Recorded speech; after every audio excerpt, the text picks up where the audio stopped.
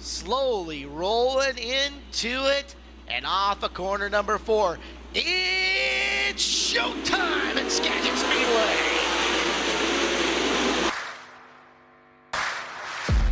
It's showtime! One car with the front of it that was junk, and another car with the back of it was junk. So I cut both of them in half, took the good part of one car and the good part of the other car, and welded them together. The reason why I decided to move to Sean's home for a user was just because the memory of Sean was his V8, and I just kind of lived for racing and racing with his number just to remember him by. Racing, and next thing you know, she's on the flag stand running the, doing flag and on my quarterback. I'm like, where did you come from? I talked about taking a rock. Picked rocks for several days straight. That was a bad deal. Yeah, that was a rock picking party there for me and Al.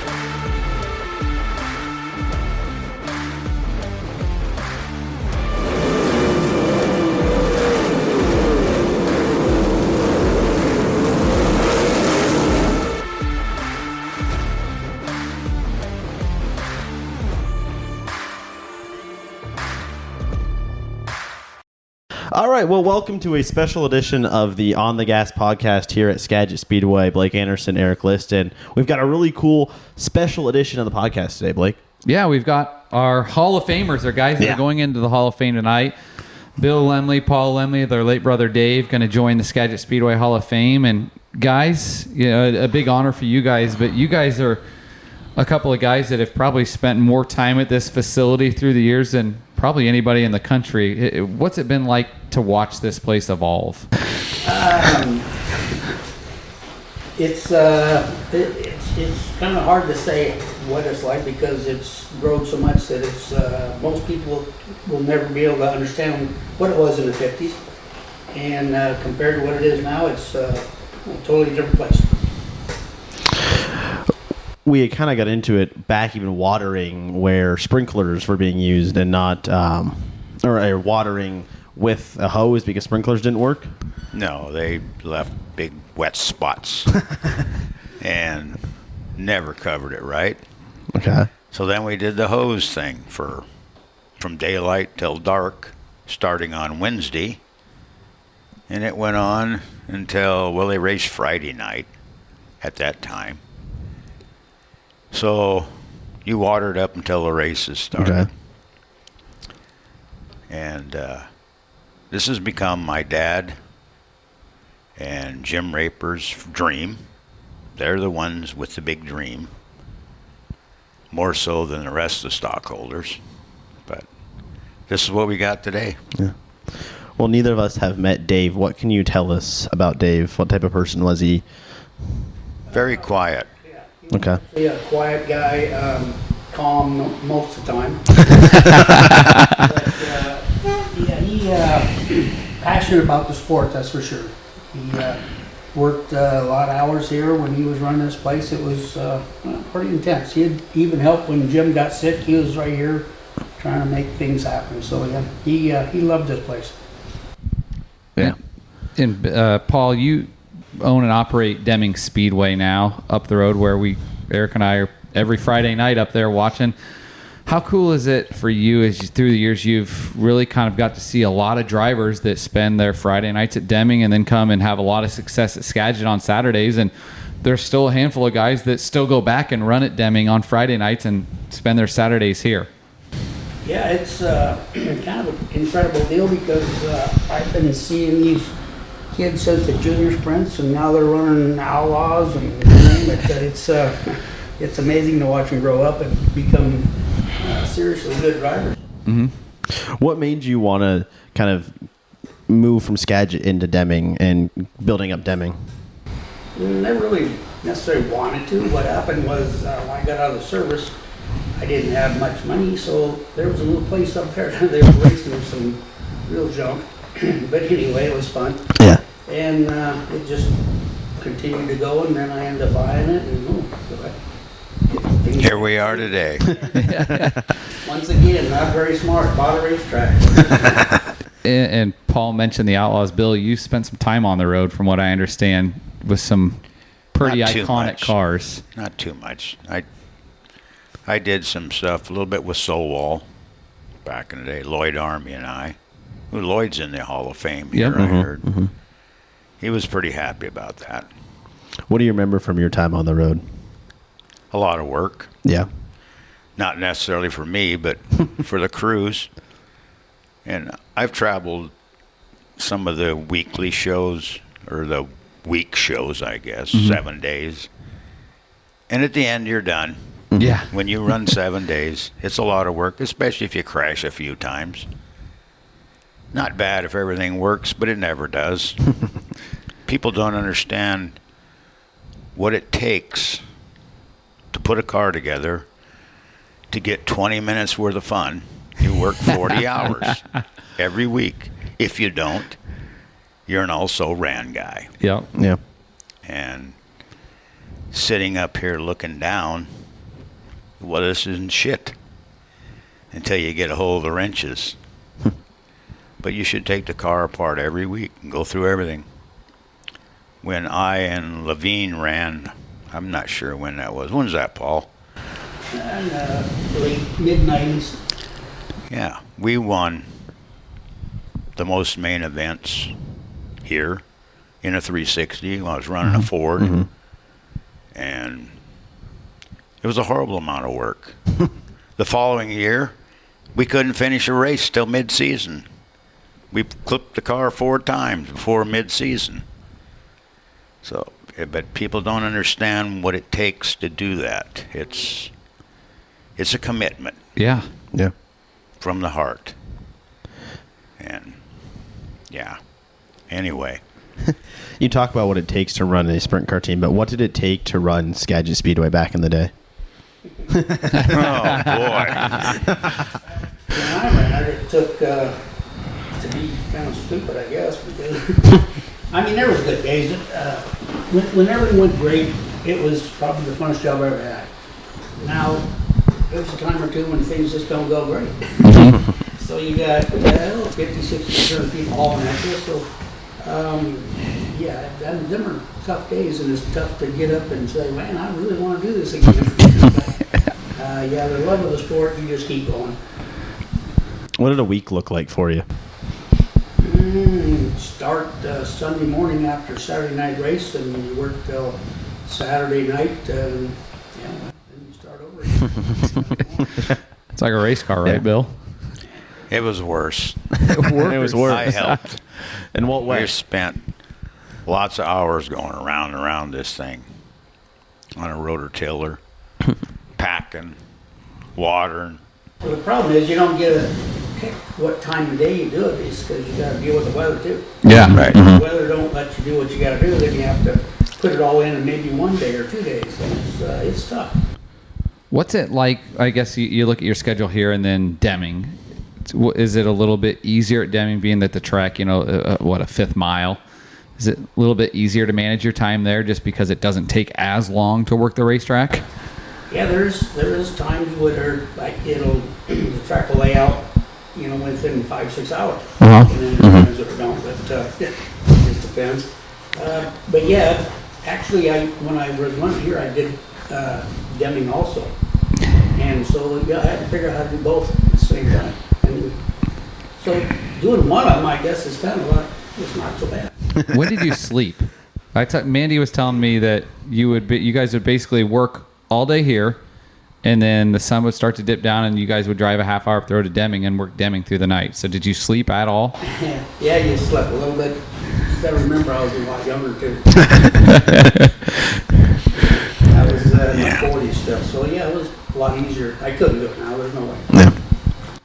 What was your best memory, you think, for either of you from that time of running Skagit?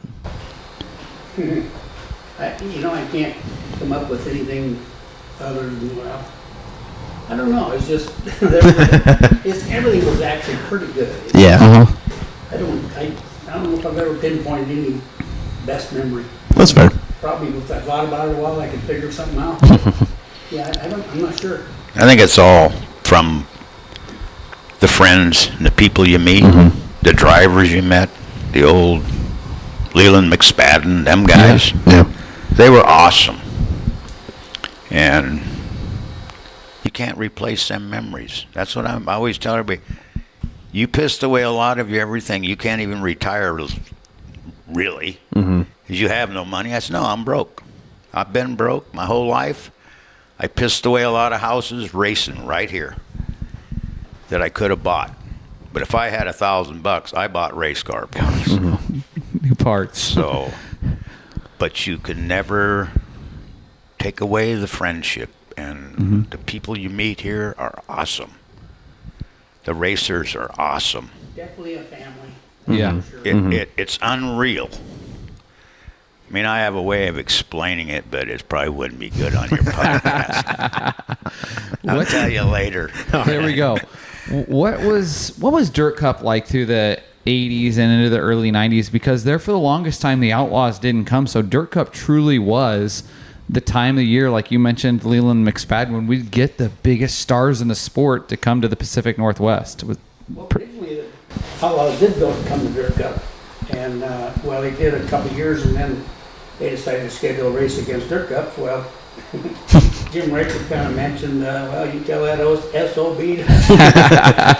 So he wasn't nobody to back down, and that's the reason the Outlaws kind of quit. And then when Brownfield had it, he brought it back.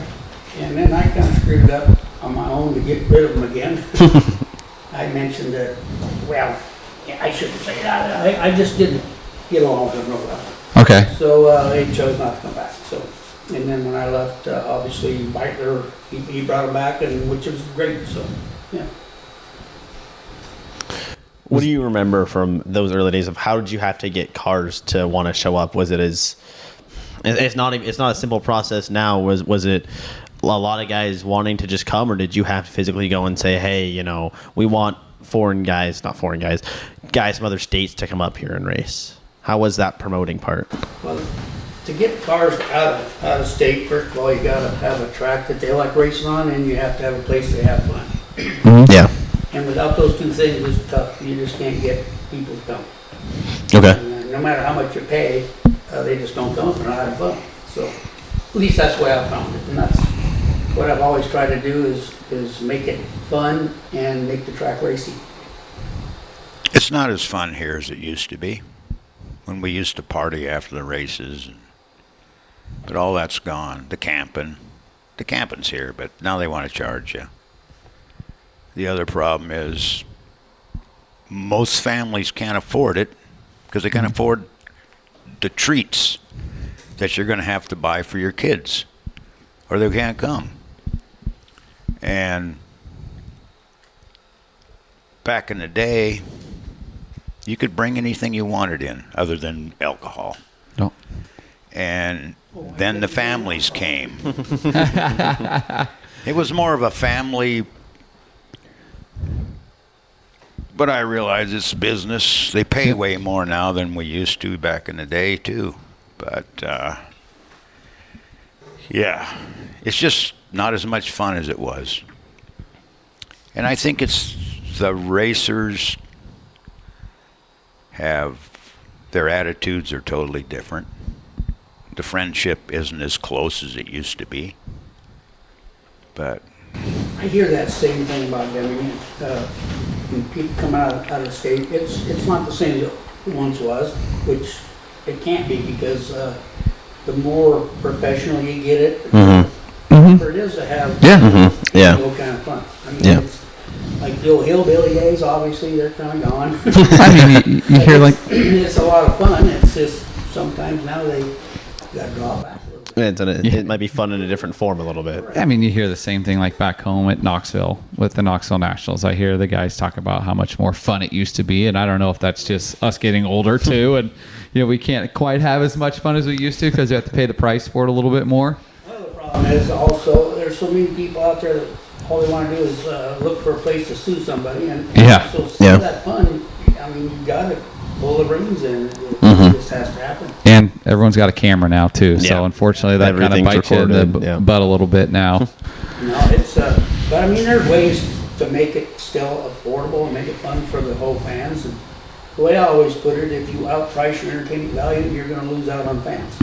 And I try to keep mine pretty low, and maybe it's too low at times, but I get by. So it's working. You got a big week coming up here. Obviously, this week is a big week for you guys as a family, and really the next 10 days, I would say, a big week for you guys as you get inducted to the Hall of Fame. And then a week from now, we lead into the biggest micro race on the West Coast, in my opinion, with Clay Cup. What's it been like to build that up to what it is now, to the point where we've got drivers that come to Deming, Washington from all over the country? Well, now that was a real treat to build up. It used to cost quite a bit to run Clay Cup. Really? And people always say, why do you do it? And well, it's stupid, I guess. I don't know. Anyway, over the years, obviously, it's came around to when now it's a profit. There's no doubt. I couldn't keep doing it if it wasn't. But yeah, it's just it's just something I love doing. And you know, you work basically a weekend prior. I don't know how long. It's a lot of process building up to the big show, and then when the show's over with, you're like, ooh, what just happened? Everything's gone. It's I guess it's a real high to a real low. So how many cars are you expecting this year? Probably 120, 125. Oh yeah. How do we in the pit area is what Yeah. I haven't been to Clay Cup yet because I keep telling he has to be try at to make Eldora. it, but I'll be at something Eldora called for the Eldora. Royal and such. But it's amazing to me to hear about all the amount of cars and trailers that you guys get in that pit area. Well, our biggest car count at Clay Cup was 169. Oh my God! When was that? It was tight. There's no doubt. Because it's not a huge pit area. No. Like you guys are pretty full almost every week. I mean, especially when the midgets are running. Yeah. Well, we even get tighter. Yeah. Oh, it does. I can imagine. It does. You said you've never been to Clay Cup. I know. I just moved here last year, and the I've been last 2 trying, years Paul. I've gone I've to been trying to get Eldora. him. Whenever I don't go to Eldora, I'll be at Clay Cup. I promise. know. Cass Hillier's on about the Hilliers are on me about it all the time. I know. I've been. What do you say that in front of you? They drove all this way here to be on our I know. podcast. Well, Now, I'll be there now tomorrow you're going night. to insult the guy. I'll be there our Friday Blake. night. I'll be Thanks, at Deming Blake. on I'm sorry, Friday. Paul. They're every Friday except Clay Cup, I think. Probably 10, 15 out-of-state drivers there this week. That's already, what- So, That's great. in fact, there was one called me on my way here to find out where he could park. He's there. Yeah, it's going to be a pretty good show. And Bill, you've got a 360 sprint car that runs here weekly with a guy that has a lot of success on Friday nights up at Deming, and you keep He's- calling pretty busy. He's learning. We're having issues, not between us, but Yep. issues with him learning the track. He's going to get it, and I think he'll be damn good. I know back when Brock started, I drug my wallet out and went crazy. Every credit card I owned was maxed, and we had a lot of fun. Then the Kinch brothers took him, and I said, thank God. And it took me about 4 or 5 years to pay all the credit cards off. But we did good. And I promised Brock when he was probably 4 or 5 years old, when he got old enough, I'd give him a race car. Wow. And I couldn't back down. Oh, break that promise. I know that I ate a lot of macaroni and cheese for a while. But it was fun, though, wasn't it, Paul? Yeah, it was fun. Macaroni and cheese is pretty expensive. Yeah, well, we were cooking our own beans. Brock winning Dirt Cup as a family, how exciting was that? Well, talk about one of them highlights you're talking about. Uh-huh. That was one of them. Yeah. For sure. I mean, unfortunately, the rain came, but at the same time, a win's a win, and I was pretty proud. And I can't imagine not being proud of something like that. That was a big deal. I guess I had a buddy tell me that race for a long time. Like, no matter how you win, the bank doesn't know. Check cash is the same, right? Yeah. How much fun now has it been to kind of watch your grandkids and all of them make their way through Deming, and now Peyton's, made his way up here and he's in some of Brock's equipment. It's incredible. I don't know how to put words to that kind of stuff. Yeah. It's you watch your family grow up into something that doing things that you love to do and they stay with you doing it, it's pretty incredible, because a lot of parents don't get that opportunity to do things with their kids that they love to do. And yeah, it's been, my whole family has been stuck to this stuff, and yeah, it's been great. I think he beat it into him. That's the cool thing that I enjoy about Deming that's kind of neat to me. There's a couple things. One, that it's refreshing because the kids are so supportive of each other, like the junior sprints. They get out, they're excited when their buddy wins, and it's just refreshing.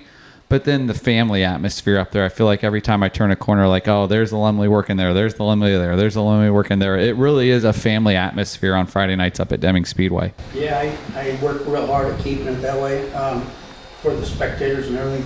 In fact, sometimes spectators will say something about, yeah, your racetrack. I said, well, wait a minute. It's not your racetrack, it's our racetrack. So, I mean, I don't know if that helps, but it kind of keeps the family real involved. But like those little kids you're talking about racing, when they get out of a race car with a big smile, that means more to you than anything you can imagine. Yeah. And I was offered by the county, they wanted to buy everything because of the river flooding.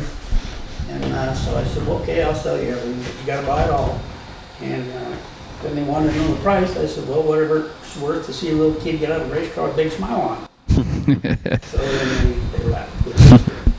I want to take we have some classes occasionally here, or, you know, there is some nights these guys are having problems finishing races, and I want to take the Deming Speedway Junior Sprint theory. If you can go green to checkered, you get a free ice cream sandwich. I like that theory. I love that. I love that, watching those kids go green to checkered and run down to the snack shop and get ice cream. Yeah, those kids like that. Huh? That's a genius what made idea. you do that? Just, was it your idea or someone bring it up? Yeah, it's maybe my idea, I guess. About everything there, I don't know if everything's my idea, but if somebody tells me about it, then it's my idea. Yeah, it's, you know, when they first started, it was a kind of a struggle. So once they started figuring out, well, we're supposed to go around here all the time and get benefit off it, or get a prize. Yeah, carrot at the end of the. When we first started, some people wanted, well, we got to give them all ribbons. No, this is not a participation trophy. You're going to deserve to win or deserve something. So I'd give the top three a trophy, and that's what we still do. And when they're in the top three, you can see those kids, they're happy, and they're pumped up. Then they're hugging one another. Yeah, It's awesome, buddy. it is so refreshing. But the ice cream thing was just, a kid needs ice cream once in a while. Oh, you're darn right. I agree. And it was good. The interviews of the top three in the junior sprints at the end of the night are priceless too. Like, some of the kids, are, you know, they get on, they light up, and other ones, it's like, you can tell it takes every ounce of them to say yes or no to a question that's not a yes or no question. Yeah, and then young Hilliard little lady there, she giggles after every. Yeah, she does. That's why we call her Giggles. Oh, is that why? Yep. That makes more sense. We called her the airline pilot for a little bit last year, because she got upside down, caught some air a couple times. So we called her the pilot for a minute, but. Yeah, she's a dandy. That's a good way to put it. Yeah. Bill, for you, you've been in the engine building business, or building at least kind of some for, I don't even know, I feel The like a broke while guys. now. The Probably- broke guys, yeah. I help. How did you kind of start doing some of that? So I built my own Fords, Yeah. because you couldn't buy them. Mm-hmm. And, And why a Ford when most of our Chevy blocks? well, because they're like, Chevrolets are like assholes. Everybody's got one. I had to be the different guy. I like Bill. All right. I like that. Good answer. And even now, I build my own. And if I beat one car, I beat the big dollars, is my thoughts. My engine will run all right. All right. I like that. It's kind of that underdog bulldog mentality of, we're going to do it my way, and I'm going to figure out how to, beat these guys doing it my way. I help quite a few people, which hurts my wallet even worse. How long does it take you to build a motor? Depends how many parts you got. Probably a couple weeks. Okay. If I got to order parts, I don't have them in stock. Yeah. And it depends on how much money they got. Mm-hmm. And usually I just charge for parts. And then my old lady says, what the hell's the matter with you?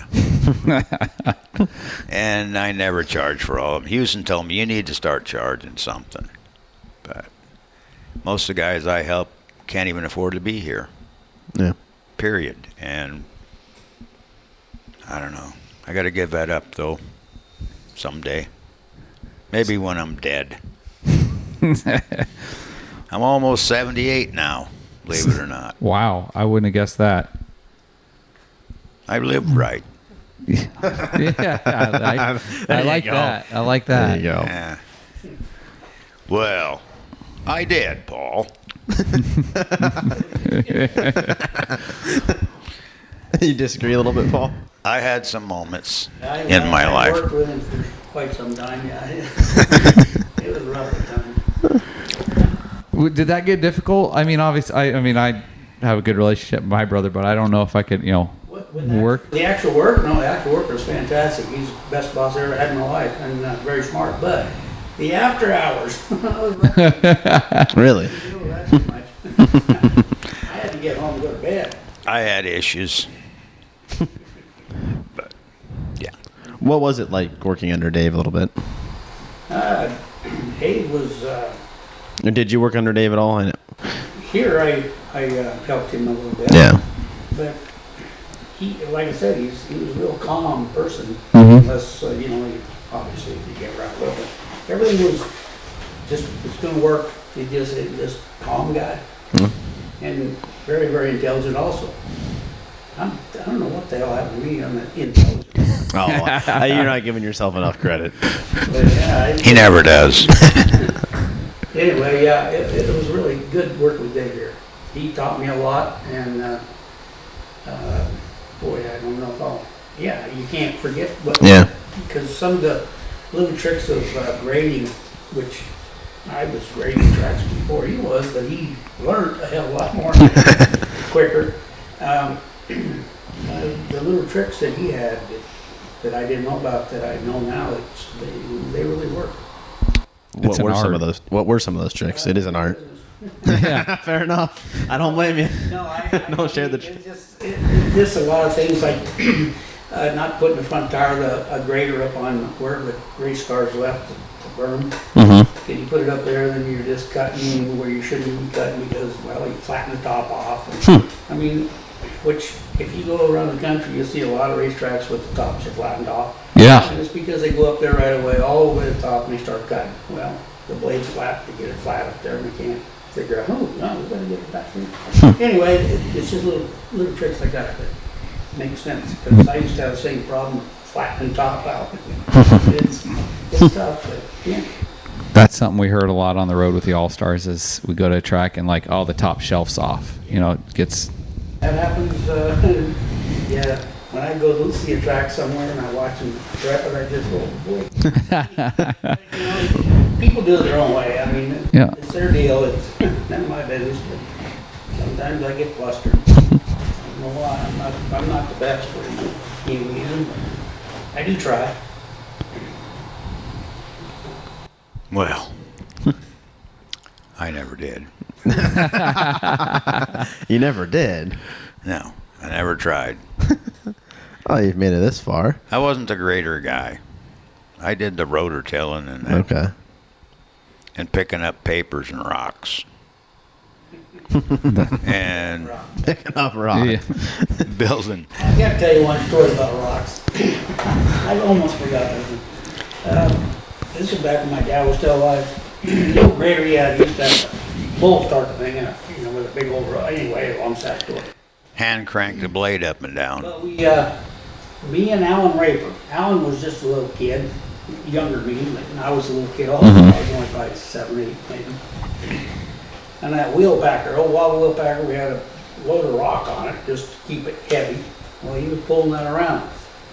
Well, me and Alan was sitting in the back of it, flinging rocks off. Yeah, we got caught. Boy, talk about taking rocks. We picked rocks for several days straight. So you were throwing rocks back Throwing into rocks the track? We weren't, probably one of the smart enough to not know me better, but he, yeah, oh boy, that was a bad deal. Yeah, that was a rock picking party there for me and Alan. Yeah. Rocks weren't too bad here, though. Not until we threw them on there. Yeah. Donated them back to the dirt. Well, the and- stock So anyone cars- who hits a rock stock now, car- we know who to blame. The stock cars back in the day used to pile rocks in them because they'd weigh before they race, and then they'd dump them. dump. Yep. Anything to add weight. Yeah. So that rule got changed quite quickly, but by then there was a lot of rocks. Mm. And Well, the clay pile that we used to dig out of that, the deeper you got, the more rocks that started to come up anyway. But at one time, it was tough to find a rock here. Back It in was. the 80s. Were you guys at the first Dirt Cup in '72? Do you Sure. remember? With Yeah, we were. I don't know that I was. I think I was in the service. okay. we ran. Brother Dave was driving. Yeah, 72. Was it I mean, at that point, is it kind of like, okay, we're on to something at Skagit. This is going to be a big deal because you got a lot of the major names in the sport that came out, especially in the early names. You know, Wolfgang Right. and Opperman were all here in the early runnings of Dirt Cup. Yep. Well, they had a Run What You Brung series before Dirt Cup, actually. Okay. Because that happened back in like 62, 63. When, Okay. yeah, they were real junk boxes, but still, I mean, it was a big open competitive race. Yep. And I think that's kind of what started the theory or the idea of it. And then it just took off from there. I guess. Well, Dirt Cup originally started at Skagit and then went to Sky Valley. Yeah, and down then south, to- right? Then to Elma. Elma was a half-mile horse track. Okay. Okay. And yeah, that was a long weekend. I bet. But then they changed with Sky Valley Okay. for Saturday night, which is the best thing that ever happened here. And that reason because a lot of cars were out of Seattle area and they couldn't get here on Friday night On Friday. for work. Yeah. So they switched and it worked out well. So Sky Valley flipped to Fridays and Skagit then Right. has been Saturdays ever since. Yeah. What was It was Sunday. Okay. what was Sunday? Races at Skagit. Oh, yeah.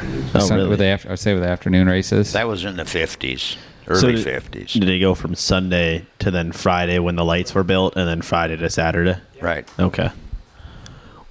What was racing like around here before Skagit? I've heard there used to be a track in Anacortes, or it was a lot of running through old cow fields, and a track everywhere. in Ferndale too. Yep.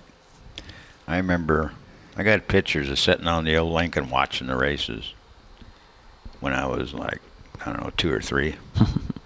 It was, I kind of remember some of them. Okay. I remember Anacortes. I think the grocery store is sitting where the racetrack was now. Okay. In Yeah, the Anacortes. Safeways. Yeah. Yeah. That's out of my league. I don't know what they're talking. And then we ran right off Highway 20. I remember that too. That was kind of a horse racetrack. It's out by the mill. I don't even remember the name of the road there. But there's the new sawmill they built on Highway Yep. 20 Okay. going toward Anacortes. Right there, there's a little horse arena thing, and we raced there, I remember. Then my dad used to race in Canada on the asphalt Is that at Langley? with the old Lincoln he has. I think that was like Haney. Okay. Yeah, was it Haney? It was downtown Vancouver where the P&E is. Oh, really? That was a racetrack. That'd go over well now. They used to throw Right. a flag to the kids, whoever won. Okay. Oh, that's and the neat. kids would all fight to get down there. Well, my mom wouldn't let us go, so. No fun. No, she was too protective, I guess. That's how parents are. Yeah, I remember all that. Yeah. Hard to believe. People don't believe me. And well, Oh, you I- weren't very old. I said, well, I was 4 or 5 years old. I should remember. They raced at Hannigan too, I believe. Oh yeah. Once again before my time. Okay. Oh, gee. Yeah. Well, yeah. I think the first racer track here I remember on a Sunday was huge stumps in the infield. And Jed Davis was a flagman. He stood on a stump at the cross finish line. And they piled dirt for a fence on the corner. Because the whole racetrack was way low on that end. Probably at least 4 or 5 feet. Schedule. Lower. It still is, but Yeah. not as bad. And then my dad and Raper got a scraper in here and moved it all down. And this is what it become. It's crazy to see the pictures from the first couple years, Yeah. from 54, 55, 56 of, the stands literally just logs cut in half and buried in the ground. Oh, the The bath. dirt bank is cut in the steps or. Yeah. And the bathrooms were quite nice. Yeah. I can imagine. Yeah. In what way? Yeah. But yeah, it's gone a long ways. What was it like when it was still egg shaped before it was Ruined? reconfigured? It was better. Was it? Really? Yeah, I mean, when you try to get the corners the same on a racetrack, you destroy the racing as far as the driving abilities. Not necessarily going to change any winning outcome, but some of the racing that we get to watch on a track that has 2 different corners on it, pretty amazing. I mean, If somebody's really good on one end and not very good on the other, well, then the opposite on the other driver, well, it becomes pretty amazing. Yeah. It's kind of skill. It becomes skill. And Yeah. Beitler took that away. I tried to tell him that. He took the skill away. It become horsepower. you look at Williams Grove. I mean, that's kind of what makes the Grove so iconic. Is 1 and 2 is very wide and open and lots of space, and 3 and 4 is hairpin. Right. Yeah, that's, there's something to be said for that. It's pretty, it makes it entertaining. Yeah, I mean Ocala down in Florida is the same, egg shaped. Ocala was, from what I've seen of aerial shots, more pronounced on an egg shape than here was. But Also, it's has a lot to do with the car setup too, because you pick which one you want to be at. corners, well, it's kind of easy to set a car up. You do the same thing, both ends, but yeah, when you have a total different corner on one end, wow, man, things are not working the same. How did guys counteract that when they were racing here? Was it just set up for one corner and try to get through the other one, or what would they do? Do their favorite corner the best on the car and just hope like hell for it. All right. I was just the opposite. I set up for the tight corner. So Really? what was that like for you to set a car up for that track back then? It was easy. We Really? needed, I'd run 14, 15 inches of stagger, 16. Jeez. I had Tim Levine driving, which had zero fear. So we would set up for 3 and 4. 1 and 2 could take care of itself. Never worried about it. Never even looked at it. But 3 and 4 is where you had to have your shit together. Okay. Really? And we were good. He run again the fence. Him and Tom Wagner, Yep, that's the name I see. Rooster, Shannon Wheatley. He was a fence runner. Rooster ran on top of the fence. Rooster is the only guy, and I've told him that too. I said, the only guy I know that tried to lap himself and wrecked. And that's a true story. What is that? What is that story? He was leading. He was getting ready to lap second place and crashed. All right. So he was trying to Wow. lap himself, Wow. obviously. It- That's Rooster. And he is a rooster. It was interesting to see how much different a race this past spring. Roy Blumenhagen gave me a VCR with some tapes from the late 80s and early 90s. And, Oh, so that was sitting on your desk. Yep. Okay. And then to see how much different it raced. And, you watch a guy like Mark Hewson pedal the bottom. And then you've got guys, talk about Rooster that's just hanging it, or Billy Kennelly that just wide open up on the high side trying to just pound a fence down. That's a name I haven't heard in a while. So that was Well, Billy Kennelly. if you go ask the stands, who were you watching? They were watching the Tim Levines, the Roosters. And them. They were putting on the show. The rest of the guys were just also running, even though they won. yeah. But it didn't matter. If you talk to the crowd, they were watching that guy against the fence. The Jack Hewitt theory. The Cowboys. Yeah. Go knock a fence down, sell some T-shirts, and put on a show versus, the Daniel Lasowski pedal around the bottom and Right. win races. But, win a lot of races, but it's not quite as exciting to watch. I guess maybe the older I get, the more I appreciate watching a guy that can really run the bottom of a racetrack. I mean, still nothing like watching a guy just knock a fence down. It is You realize something it's... that's pretty tough because you Yeah. think about how hard they got to go into the bottom of that corner to stick that car. Yep. I mean, when you look at it in that aspect, it's amazing. But that's just fun to Not watch my a guy. style. Not your So style. much fun to watch a guy hammer the fence, though. No, I I will love say that. Absolutely. I just have more appreciation for watching the bottom. Yeah. But man, watching a guy rip the fence, especially here. I mean, there were nights watching Colby Thornhill the last couple of years where it's like I'm on the edge of my seat. Like, this kid is... I've seen him do some stuff that I don't even know how it happened. You never question the effort and No. leaving it all out there, that's for sure. No, He stands on it. he's got whatever it takes. I'll tell you that. So you'd rather have Colin knocking the fence down, Bill? Oh, Get yeah. up. Like I tell them, with my car, if you're going forward and wreck, I have no problem. All right. If you're backing up and wrecking, we'll get the seat out for you. There is times where there just isn't no talk to be had. Yeah. For sure. Well, in most racetracks now is extra horsepower than back in the 70s and 80s. The horsepower they got now you have to kind of find the racetrack. It's just not there all the time anymore. So. But follow one. I don't like that. I don't care if you go backwards if you're trying to pass. Yeah. That's a difference. Give us some effort. But, yeah.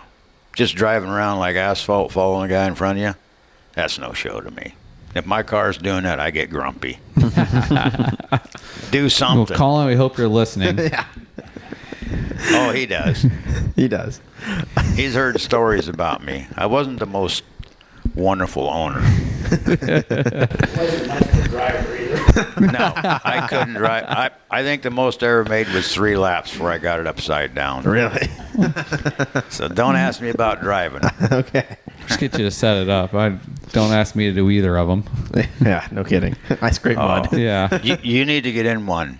I'd time. like to. And just touch that throttle, and you'll know exactly what I'm talking about. We had talked wanna about get it in for a one so while. bad. I worked for Come Tony on Stewart down. for 9 years, and I'll put you right in one we and let you go out talked there and about pack. it. We'll have to do that. Just packing. I just want to get in and fire one off and just You'll be feel the amazed. rumble. So do I. So do I. Well, you're more than welcome to do it in my car. Anytime. We'll have to do that sometime. I just want to experience it. I mean, It's- I've called a million And then you sprint just car got to races. touch the throttle just a little and feel that feeling, Feel the power. and you'll go, holy shit. That's probably the exact words I'll. Yeah. Probably the exact words Oh, I'll it'll be use worse too. than that. I keep telling Galen when we have the show car running that, hey, if we need someone, go make sure it works well. Go make sure we can crash I'll it. volunteer. No, it's an awesome feeling. It's a sickness, No. Busy. Yeah. disease, whatever. I think it's a sickness. I've pissed away my whole life there, but I don't care. A long time like disease. When talking about kind of, running a top versus a bottom, how does that affect your track prep in making it so that, not one lane's more dominant than the other? Or how do you manage that? I'm sure it's not easy, but how do you manage kind of something like that and when prepping a track? Well, if you bowl a track a little bit, so your bottom isn't as banked as the top because it's shorter around, so you want to slow somebody down a little bit to get around. And if you do that, then what happens is when you're watering, the water will sit there. And so then what happens is obviously it gets in there deeper than it does in the middle or the top. So now you have to figure out a way to keep the cushion, which not necessarily, I'm talking about the berm, but I'm talking about cushion, actually cooking up on. How do you keep that moisture?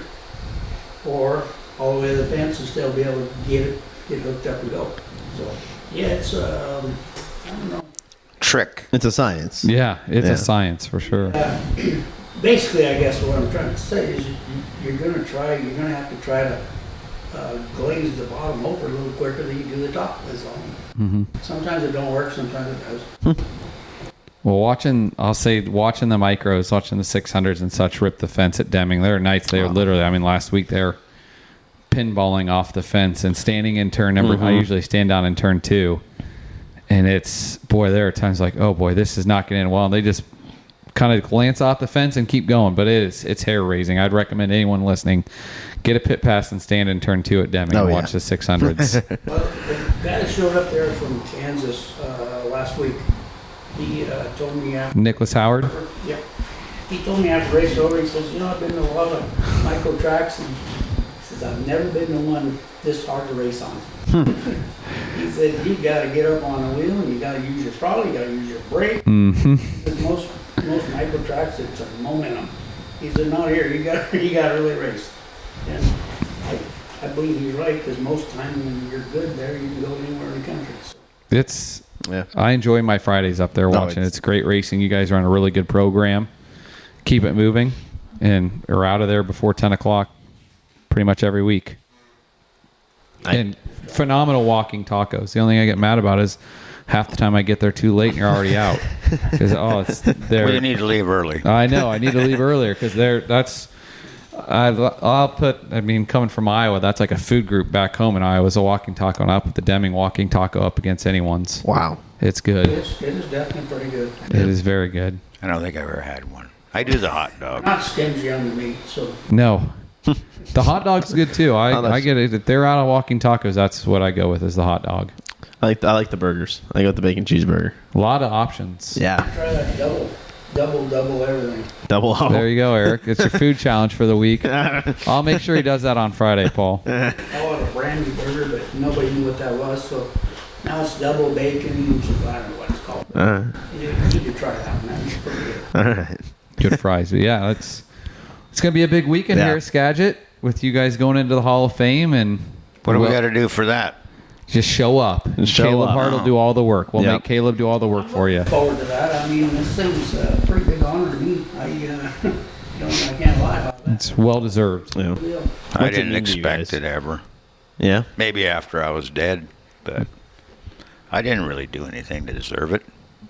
Except be here. We'll argue that.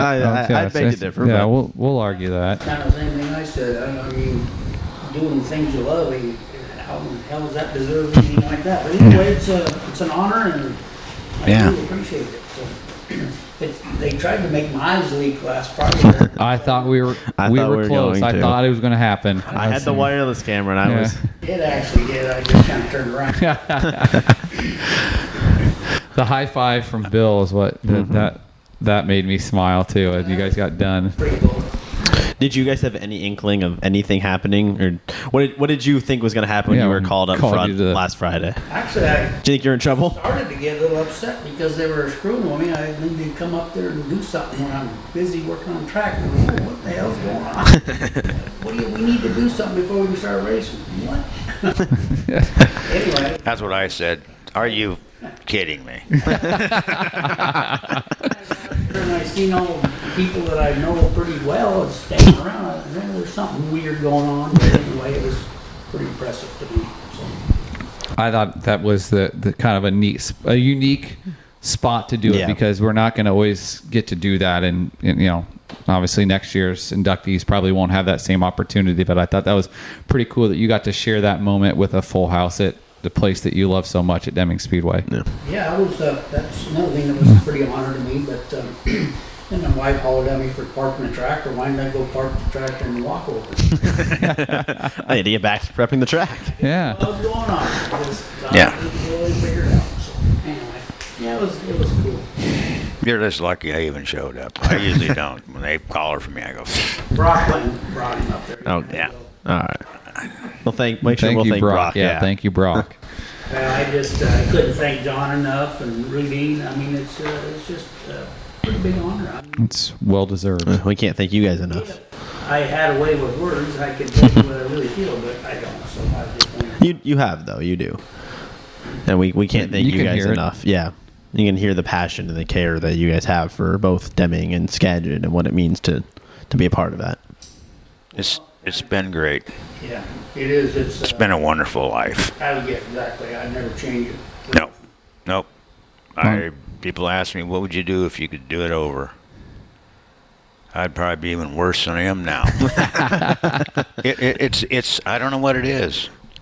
There's something about this sport and the friendships and what you find in people. You can find the good and the bad, and there's no such thing as a bad one. There's just some that's having issues that night. Yep. But they all become friends in a week or two, no matter what. Yeah. It's just, it's different. It's a whole different world, these guys. And I don't know how you get people to understand that until they try it. You got to be a part of the family. Yeah. You know.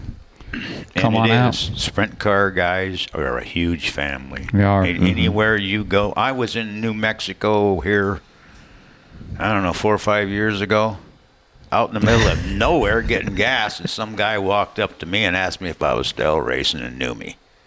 And I just looked at him Really? and pretended I knew who he was. I have no clue. And no matter where I go, I've been to Oklahoma, all over, and places that you wouldn't expect to see anybody to come up and know me. And I have no idea why, unless it was back in the day when I was living a better life.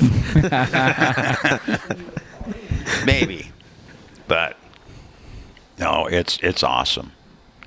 What you end up with these people, all of them. It's an unreal.